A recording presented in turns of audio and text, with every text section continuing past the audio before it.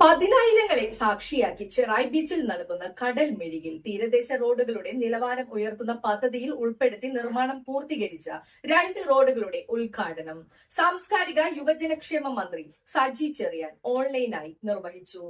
തുടർന്ന് വിവിധ കലാരൂപങ്ങളും അരങ്ങേറി.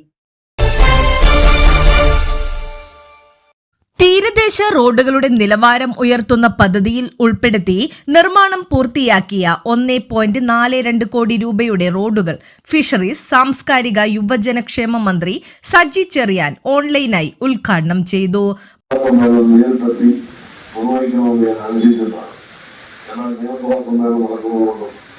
മറ്റ് ഔദ്യോഗിക 31.40 ലക്ഷത്തിന്റെ നായിരമ്പലം 14-ാം വാർഡിലെ കളവമ്പാറ റോഡും 1,01 കോടി രൂപയുടെ എളങ്ങുന്നപ്പുഴ 3, 4, 7 വാർഡുകൾ ഉൾപ്പെടെ കർത്തേടം പടിഞ്ഞാറെ ആറാട്ടുവഴി റോഡുമാണ് തുറന്നത്. തീരദേശ ജനതയുടെ കലാ സാംസ്കാരിക പരിപാടികളുടെ വിളംബരമായ കടൽമിഴി തീരദേശ സർഗയാത്രയുടെ ചെറായിയിലെ വേദിയിലായിരുന്നു റോഡുകളുടെ ഉദ്ഘാടനം. 2ാം പിണറായി സർക്കാരിന്റെ കാലത്ത് തീരദേശത്തെ 1633 റോഡ് നിർമ്മാണ പ്രവൃത്തികൾ പൂർത്തീകരിച്ചതായി മന്ത്രി സജി ചെറിയാൻ പറഞ്ഞു. 36 പ്രവൃത്തികൾ പുരോഗമിക്കുകയാണ്. 27 നിയോജക മണ്ഡലങ്ങളിലെ 624 റോഡുകൾ ഏറ്റെടുത്തു. 148 കോടി രൂപ ചെലവഴിക്കുകയും ചെയ്തു. വിവിധ മണ്ഡലങ്ങളിലെ നിരവധിയായ മേഖലകളിലെ പദ്ധതികൾക്ക് തീരദേശവാസികളുടെ പിന്തുണയ്ക്ക് നന്ദി അറിയിക്കുന്നതായും മന്ത്രി പറഞ്ഞു.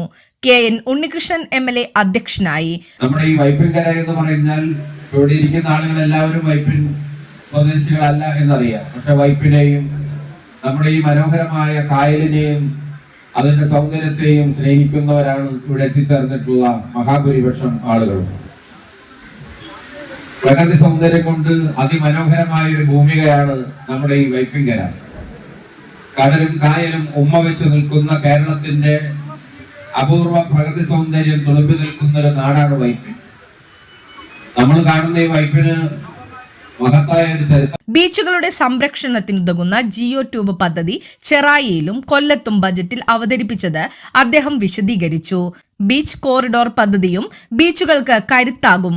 340 മീറ്റർ നീളത്തിലും 3 മീറ്റർ വീതിയിലുമാണ് കളവമ്പാറ റോഡ് നിർമ്മിച്ചത്. 170 മീറ്റർ നീളത്തിൽ കോൺക്രീറ്റും അനുബന്ധ കാണയുമുണ്ട്. 1350 മീറ്റർ നീളത്തിലും 4 മീറ്റർ വീതിയിലുമാണ് കർത്തേടം പടിഞ്ഞാറെ ആറാട്ടുവഴി റോഡ് നിർമ്മിച്ചത്. Assistant engineer Shiny Abraham report അവതരിപ്പിച്ചു.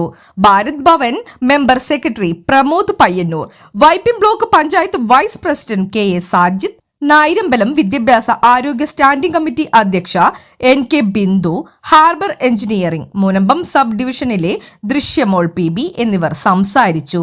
SMHSSലെ വിദ്യാർത്ഥികളുടെ തിരുവാതിര കളിയോടെയാണ് കടൽമിഴിക്ക് തുടക്കമായത്.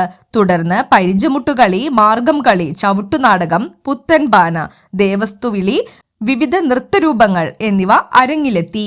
ആബാലവൃദ്ധം ജനങ്ങൾ പരിപാടികൾ ആസ്വദിക്കാനെത്തി.